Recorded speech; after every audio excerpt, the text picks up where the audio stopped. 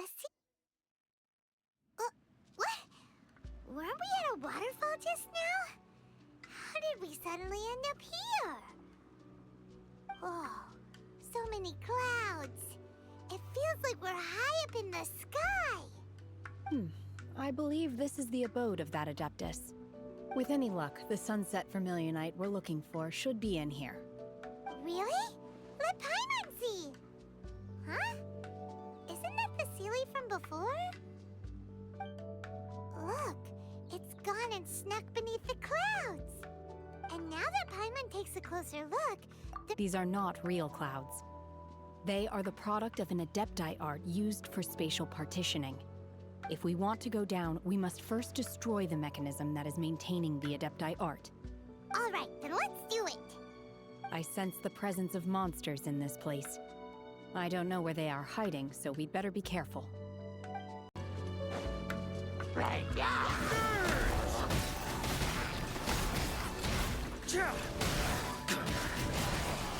Thunder!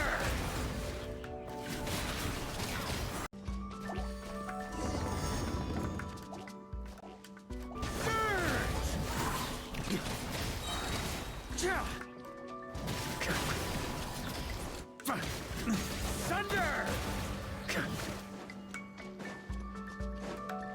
On me. It appears that we've been taken for intruders. This time, why not allow me to take care of this? Good? Shred 'em!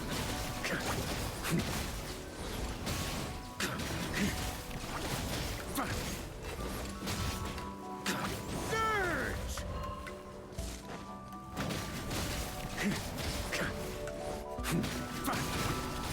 Thunder!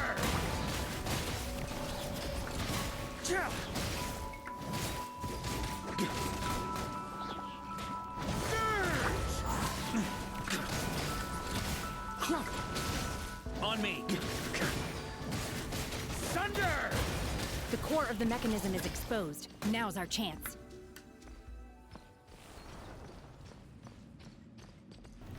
Try to keep up!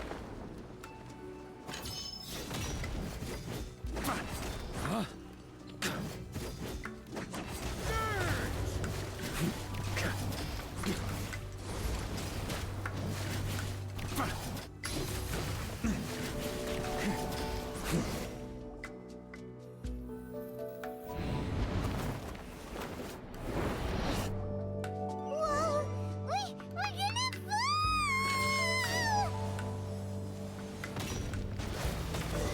Is everyone okay? Look! The Celia disappeared beneath the clouds again! It looks like we need to go further down. But before that, let's destroy the guard mechanisms on this level first.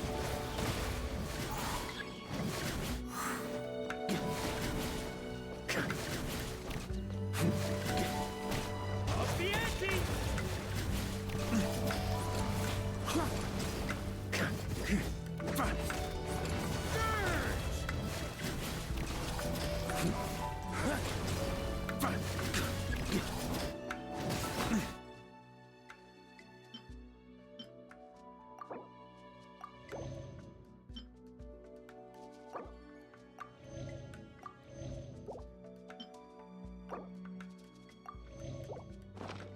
Up the ante!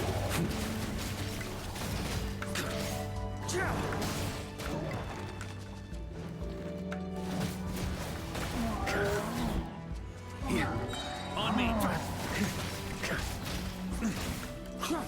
Up the ante!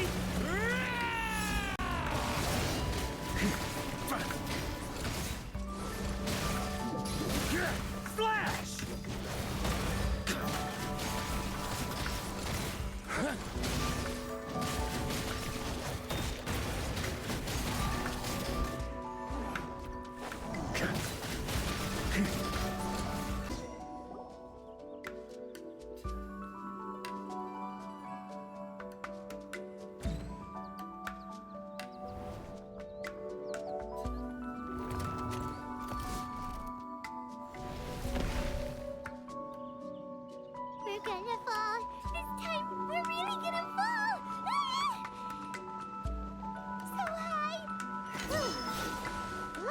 there was a pool of water at the bottom. Otherwise, that could have ended very differently. Something looks different about this stone wall. Let's take a closer look.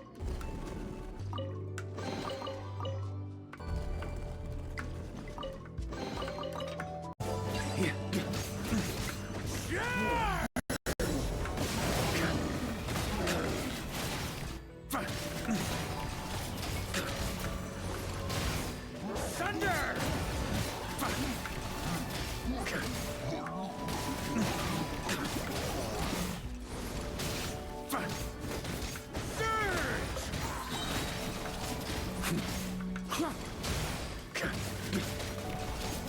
Up the ante!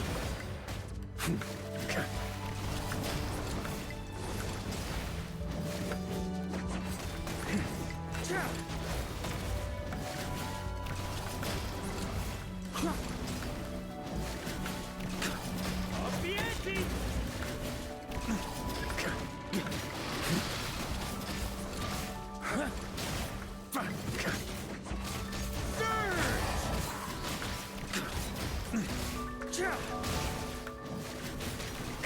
Thunder!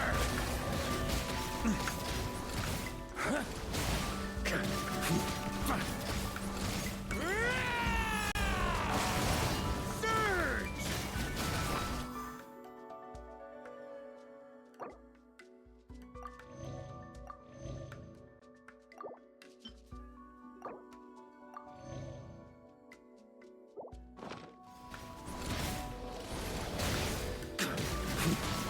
Thunder!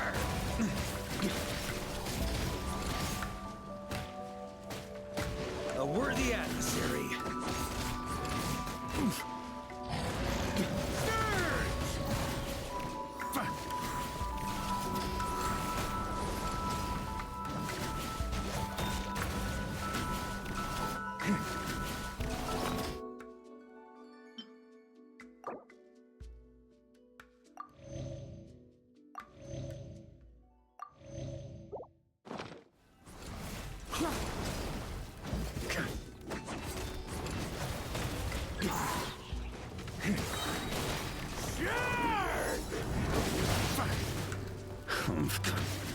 Up the ante!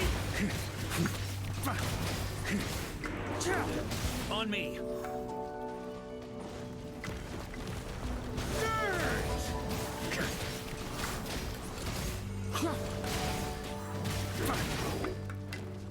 Up the ante! Huh? Got a bit too cocky. On me!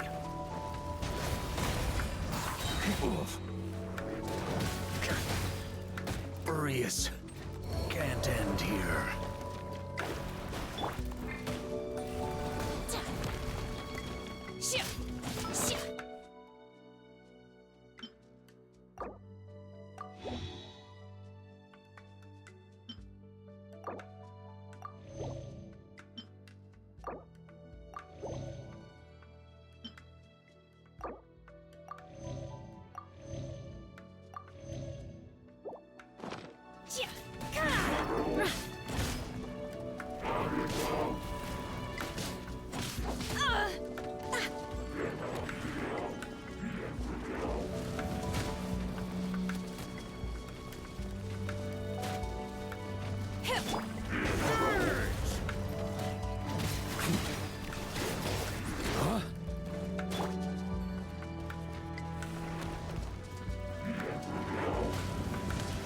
You will regret this!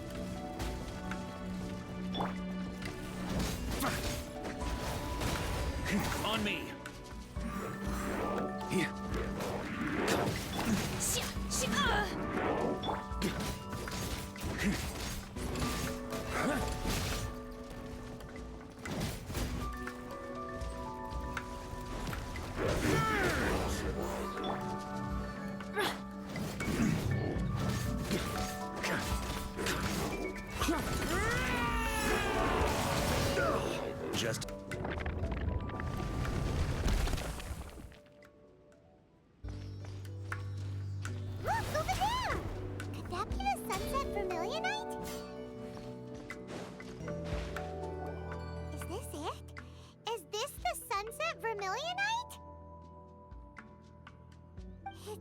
so huge.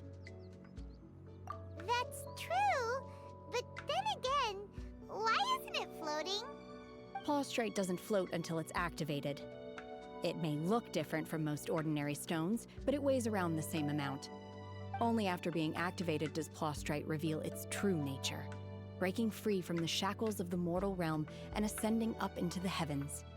Wow, Shenhe, you seem to know everything about this. Only because my master is fond of chatting about these things. The moment she has some time to spare, she'll come straight for me and start telling story after story. I don't care for her stories most of the time. I certainly— Hold on a sec. Paimon just realized something. If we activate it here, there's no way we'll be able to get it back to the site, right? Heck, we'll be dragged up into the sky too! But if we don't activate it, how else are we gonna lift it? This rock must weigh well over 1,000 pounds, surely! Don't worry. I can handle the weight quite easily. Are you sure? Be careful. Please don't worry. I'm well aware that a Plaustrite's my safety. That's right! Paimon's sure you can handle it and everything, but if something this heavy lands on you, you're gonna get yourself hurt, no matter who you are. You gotta be extra careful when lifting heavy objects. It's just common sense. Is it now? Well then, thank you. I'll go on ahead with the Plaustrite. Let's meet at the building site later. How is Shenhe able to carry that huge rock all by herself? Adepti super strength much? Oh my god, I can't believe my eyes.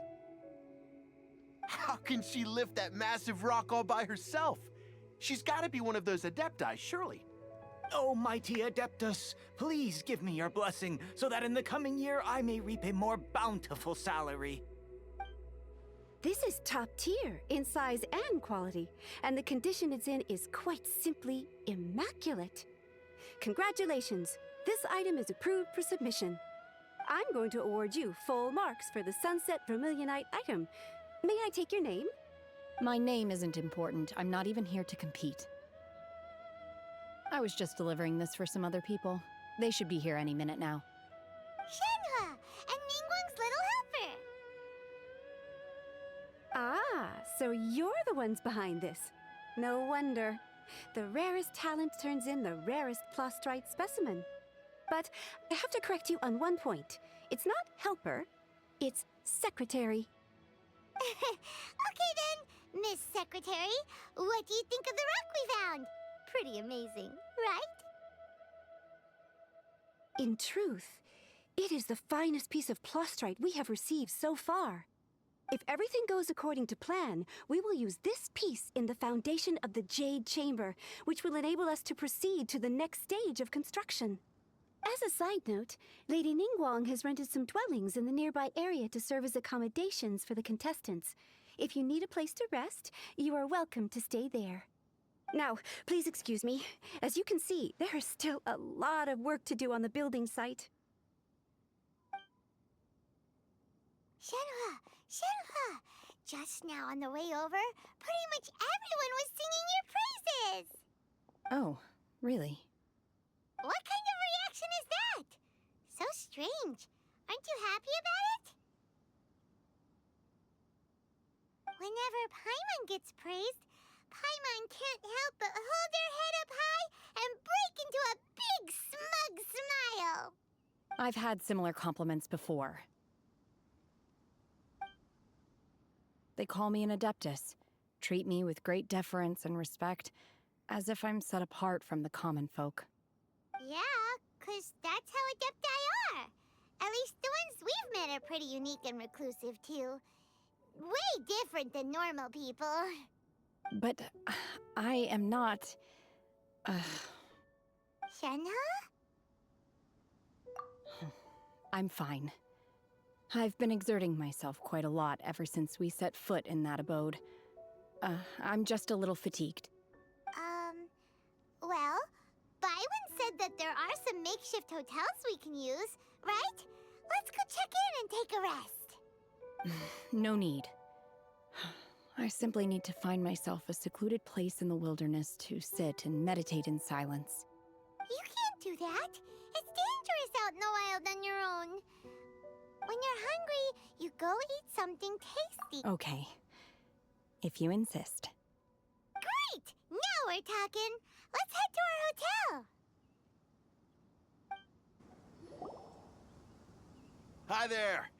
Checking in, are we? You're just in time. We only have 2 rooms left. Since this was chosen as the building site for the new Jade Chamber, we've had a constant stream of people in this area. And not just workers either. Visitors, business people, tea sellers, all sorts. So, business is booming for me today. Very few vacancies. You're lucky you got here when you did. Great! One of your rooms is still being cleaned. I guess it should be ready within the hour. The other room is just through the door on the left. Here are your keys. All right. Hope you enjoy your stay. Please excuse me, I'll leave you to it. Shenhe, you should go get some rest. We'll hang around outside until the other room's ready. Paimon's gonna go see if there's anything good to eat around here. Paimon couldn't help but notice one of the guests walk in with a huge grilled chicken drumstick before. Let's buy one for Shenhe too. She can have it as a midnight snack, or save it for breakfast tomorrow. All right. I will head to my room for now. If you need anything, don't hesitate to disturb me. See you tomorrow.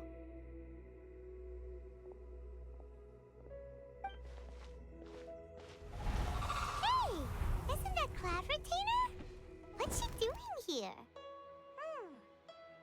Let's go and say hi. One trusts you have met Shenhe. So, are you getting along quite well? So far, so good. Yeah. So, you know Shenhe too, Cloud Retainer? Naturally. Save for Ganyu, who spends the majority of her time in Liyue Harbor. All the Adepti living today are acquainted with Shenhe to some degree. Cool. So, what's her Adeptus name anyway? Calling her Shenhe feels kind of friendly, but also kind of disrespectful. So Paimon's thinking maybe it'd be better if we called her by her Adeptus name instead. Her Adeptus name? Why, pray tell, would Shenhe have an Adeptus name? Don't all Adepti have a special title they go by? On this latter point, you are correct. However, Shenhe is human. Oh, right. What? You knew already? So is Paimon the only one who didn't know? Do you mean to say that she presents differently from ordinary human beings? Well, to start with, her problem-solving methods are extremely direct. Ah, yes. She was like this all those years ago when one first met her. In this respect, she has not changed. One first found Shenhe by chance in a cave. One was passing by and sensed the presence of a god's remains. Being of an ever-vigilant disposition, one entered immediately to inspect the scene. Inside was Shenhe, then aged around 6 years old. In her hand, she held a dagger with which she was confronting a monster that was the god's remains incarnate. That sounds so dangerous. When one arrived, she had already been locked in confrontation with this monster for several days. Most mortal children are fragile, both physically and mentally, and are highly reliant on their parents for survival, but not so her. That she was able to endure such terrible danger was due not only to her strong willpower, but also to the bloodlust and homicidal instinct with which she was born. One dealt with the monster, yet she still refused to lower her guard. She even pointed her dagger in one's direction and remained ready to strike. Only after she was satisfied that one had no intention to cause her harm did she finally relent. She then passed out without uttering a single word. In other words, if you hadn't passed by that day, Shenhe might have... Not necessarily. Upon one's arrival, one could sense that the god's wrath was gradually receding. Even had the stalemate continued, one suspects that Shenhe may have still emerged the victor of the confrontation. That's still so dangerous, though. Why was a tiny little kid battling against the wrath of a god in the first place? Alas, the mortal world is rife with suffering of every kind. Indeed, it is one to whom she refers. Shenhe has an extraordinary constitution, making her well adapted to practicing the Adepti arts. All the Adepti cherished her talents, and so we were willing to train her. However, her homicidal urges did not subside with age. Rather, they grew stronger day by day. Mooncarver once performed a divination for her. He declared that her fate is to bear the curse of calamity. Consumed by malevolent energy, she is prone to bring harm to those around her. Such is the magnitude of the danger this poses, that her soul must be bound with red ropes to keep her homicidal instinct at bay. The red ropes have indeed served to keep her calmer and more content. They also seem to have rendered her somewhat inexpressive. Perhaps the red ropes are so powerful that they have suppressed some of her other emotions as well.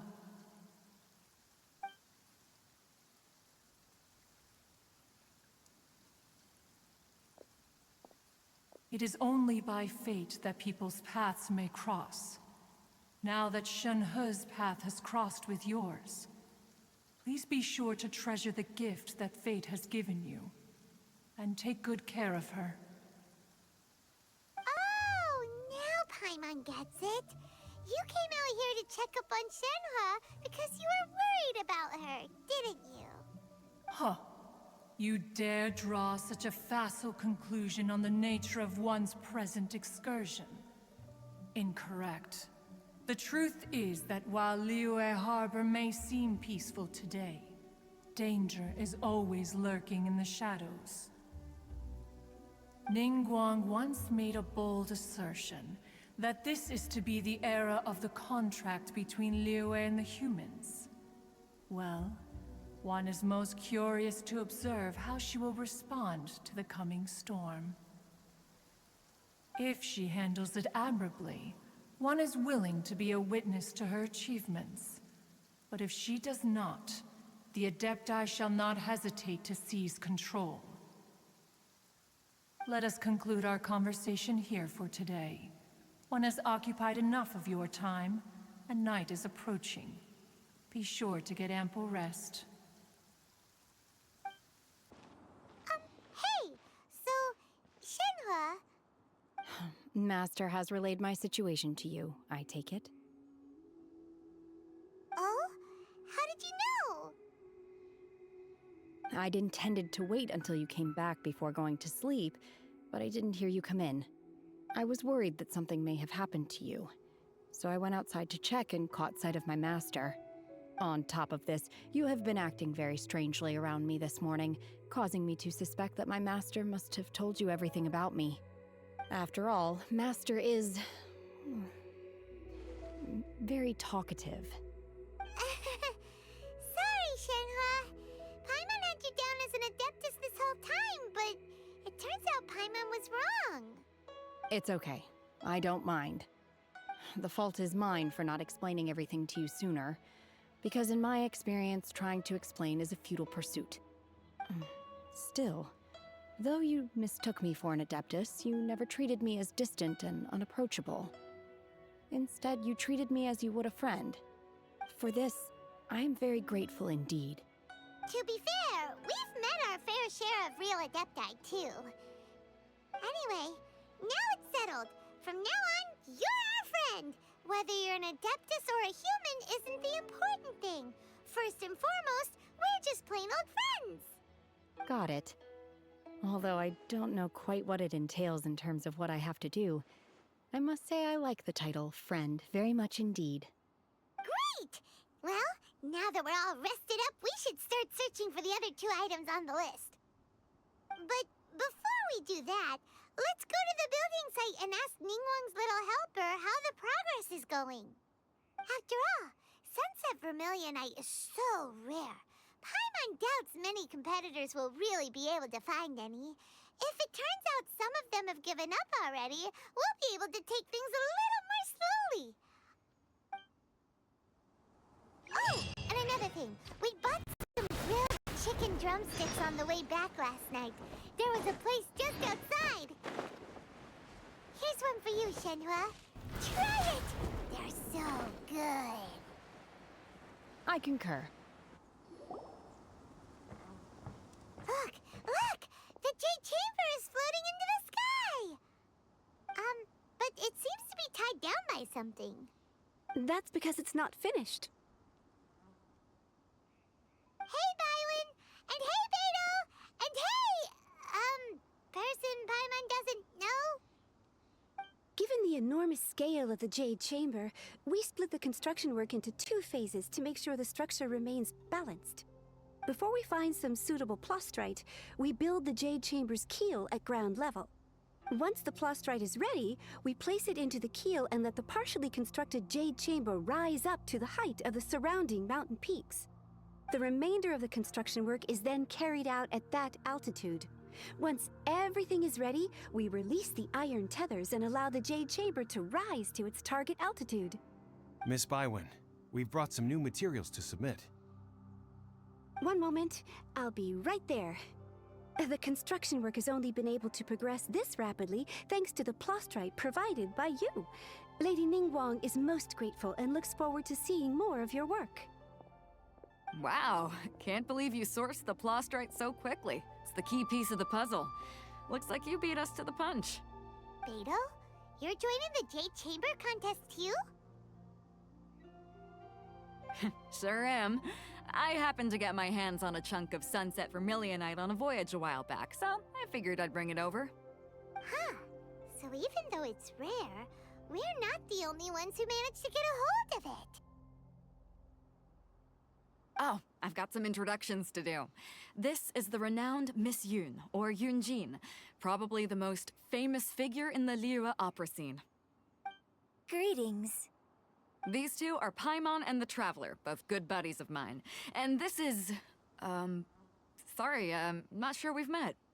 Shenhua. I am their... friend. Good to meet you.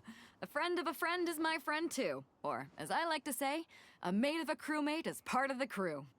Miss Yun is also here for the contest. Turns out she needed to borrow a boat, so we came together. It's an honor to finally meet you both. I've heard much about you. Miss Shenhe, though we are only meeting for the first time, I have a feeling that we will get along very well indeed. To be honest with you all, I am in great need of this opportunity to ask Lady Ningguang a question. That's why I joined the contest. Thanks to my father's connections, I was able to acquire a specimen of the plastrite required. Fortunately, it was approved for submission, despite being a little on the diminutive side. Wow. So it looks like the 3 of us are competitors now. Excuse me for prying, Miss Shenhe, but are you competing as well? No, I don't have any questions for Ningguang. I just wanted to help him win. In that case, I have a proposal to make. Lady Ningguang said that the first 3 contestants to procure all 3 materials will be awarded the chance to ask a question. Well, there are 3 teams here. We can split the prize between us. Instead of competing against each other, we could work together to secure the top 3 places between us. What do you think? Sounds great, but how does that change things exactly? I think I see where you're going with this, Miss Yoon. The plastrite was the most difficult item to source by a long shot. Luckily, all three of us managed to get our hands on it. The two remaining items aren't quite so rare, so as long as one of us finds a way to source it, the other two can hop on the bandwagon. How'd I do? Is that what you had in mind? Precisely. Huh. Interesting approach. Okay then. All right, I'll go first. I have some leads on these wonder cores. From what I've heard, the core itself is really not that difficult to make. The hard part is getting hold of the ore used as raw materials. I'm gonna head back to the ship and ask Suling if he's heard of them. You guys... We will head into town and seek advice from Master... Wonderful. We'll split into teams then, and whoever makes progress first brings all of us a step closer to victory. I'm gonna take off. See you later. Okay, let's go! By the way, what question are you gonna ask Ningguang, Yunjin? I'm looking for a venue to host the performance of our new opera. Lady Ningguang has excellent judgment, so I would like to hear her opinion. Ooh, what's the opera called? Paimon wants to go see it. The opera is a labor of love by my father. He wrote it based on a popular urban legend about an evil spirit and an adeptus. It's called The Divine Damsel of Devastation. Ah, hello. Are you here for something off the shelf, or do you need something forged? Excuse me, Master Zhang. We were wondering if you'd heard of something called a Wonder Core. Of course I have. Sorry, who's asking? My name is Yunjin. Perhaps you don't know me, but I believe that you forged some weaponry for my father in the past, for stage use. Yunjin? Stage use? Oh, so you must be Miss Yoon. Sorry, my brain's finally caught up. It's not used to doing much beyond bashing a hammer all day. Everyone's heard of you, Miss Yoon. Even folks who don't make it to the opera all that often. Like myself. So, you're here to ask about Wonder Cores, huh? As it happens, I do know how to make them. Matter of fact, I made some for Lady Ningguang back when she was building the original Jade Chamber. The types of ore needed to make Wonder Cores are a little hard to come by. Lady Ningguang supplied them herself last time. I don't suppose you've brought any yourselves? No, we were gonna ask you what kinds of ore we need. Sure. Well, you'll need two kinds. Star Splinter Iron and Subrosium. If I remember correctly, Lady Ningguang sourced her Star Splinter Iron from the Mount Tianheng area. They say it resonates with visions. It could take some work, but if you stick with it, you'll find some... I'm really not sure. Sorry. What I've heard is that the people around Mount Tianheng have some sort of magic trick that can pinpoint the location of the stuff. Of course, it's probably just hearsay. If you want my advice, start by looking for Star Splinter Iron around Mount Tianheng. And if you run into any locals, ask them a few questions about Subrosium. Mount Tianheng. Interestingly enough, the story of the Divine Damsel of Devastation also takes place on that mountain. I hear the view there is quite spectacular. A favorite destination of the Adepti, in fact. Perhaps it can give me some inspiration. Let's not delay. We should head straight there.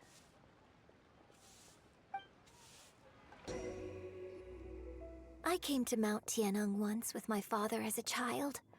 I remember it being such a long climb that I could barely feel my legs by the time we reached the top.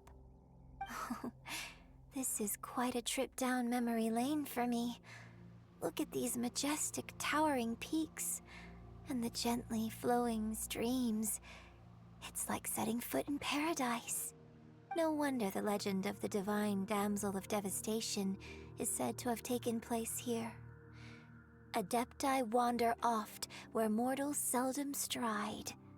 Indeed, this looks like a place that one might expect to be frequented by Adepti. The Divine Damsel of Devastation is your upcoming opera, right?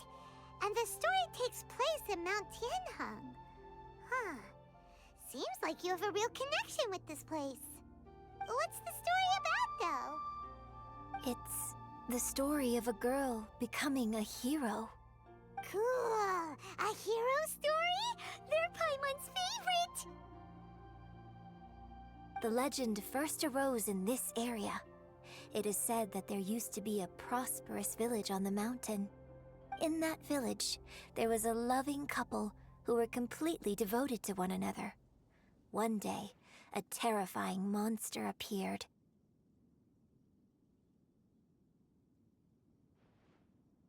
The wife was out collecting herbs and was captured by the monster. Her husband was so distraught at the news that it broke his spirit and drove him to madness. The vile and vicious monster told the villagers, "If you want to live, you must sacrifice a child to me." What a nasty piece of work! Paimon sure hopes this monster gets put in its place! But the monster was so terrible and so strong that all within the village were terrified of it. They had no choice but to give in to the monster's demand. Just while they were discussing whose child would be given over to the monster, a little girl suddenly stood up and came forward. No! Don't do it, little girl! Unbeknownst to anybody else, she was concealing an exorcist's blade. She approached the monster's lair, feigning fear and trepidation. When she finally arrived, she courageously drew her sword and entered into a fierce struggle with the monster, from which she eventually emerged as the victor.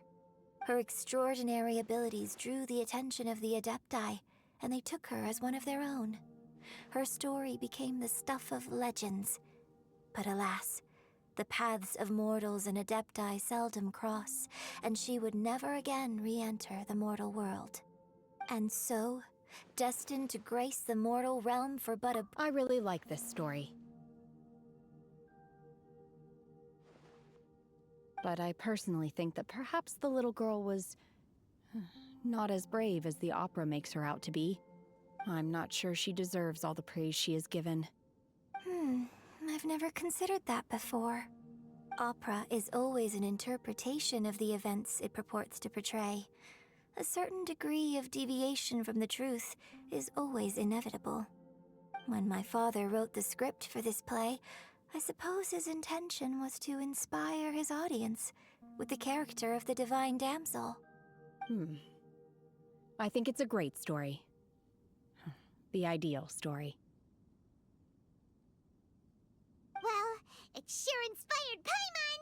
Let's go get ourselves some Star Splinter Iron! Yeah!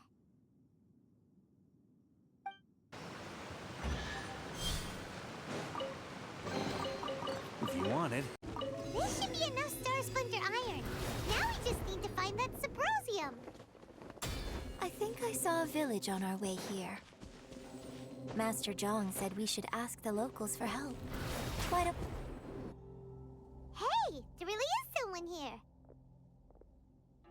Yunjin, looks like you were right.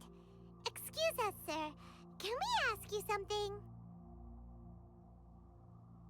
Huh. He didn't seem to catch that. Hello, sir.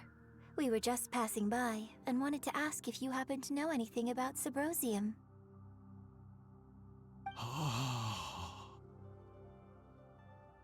Is he trying to tell us to look for clues in the village? Well, whatever.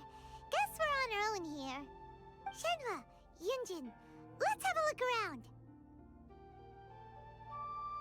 Sorry, you can go ahead without me.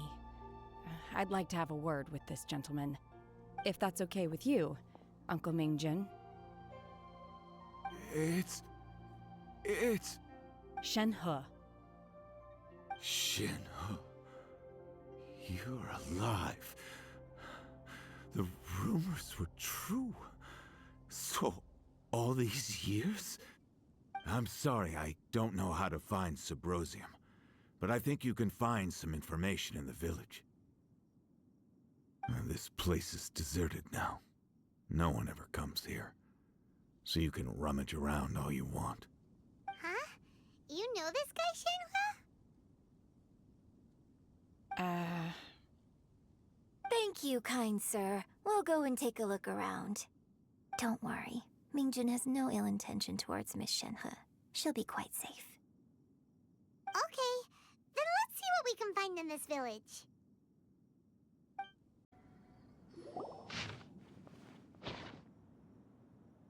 The remains of a god, an abandoned village, Mount Tianheng. Does this mean that the true story of the Divine Damsel of Devastation happened right here, in this village? The time frame certainly matches, so it seems we're in the right area. Let's keep looking around.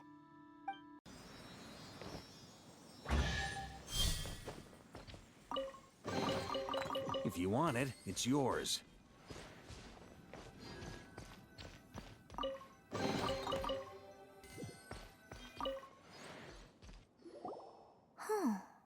What's this? So, Shenhe is the Divine Damsel? Now that I think about it, she does behave rather like an Adeptus, and she is about the right age. So that's why I've been getting the strangest feeling whenever I chat with her. I should have noticed it earlier. According to this text, the Divine Damsel from the opera was actually the daughter of the loving couple. And she didn't volunteer. She was sacrificed to the monster by her own father. Oh, the truth is even more lamentable than the opera. Now I understand why Shenhe said the girl was not as brave as people think. It wasn't her choice to enter that ghastly situation. She was forced into it. Oh, it looks like my father may need to make a few revisions to his beloved opera.